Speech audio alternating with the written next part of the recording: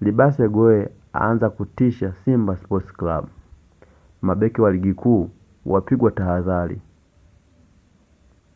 Winga wa Simba Sports Club Libase Gwe ameanza msimu wa 2026-2027 kwa kiwango kinachozua gumzo, huku uwezo wake wa kuvuruga safu ya ulinzi ukiendelea kuwavutia mashabiki pamoja na wataalamu wa soka. Katika mwanzo wa msimu mpya, Gwe ameonyesha kwamba huenda akawa mmoja wa wachezaji muhimu zaidi katika kikosi cha Simba Sports Club. Katika mechi mbili za kwanza za ligi kuu Tanzania bara, amehusika moja kwa moja katika kutengeneza mabao matatu kupitia assist mbili dhidi ya Kagera Sugar na nyingine dhidi ya Pamba Jiji.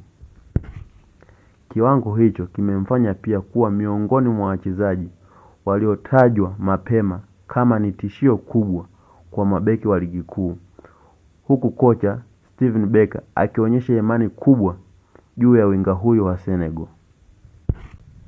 Gwe si mchezaji anayetegemea mabao peke yake.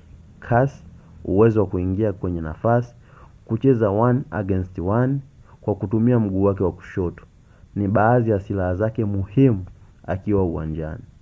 Leo katika video hii tutamchambua Libase Gwe kwa undani, kuanzia namna anavyocheza, uwezo wake akiwa na mpira, movement zake bila mpira.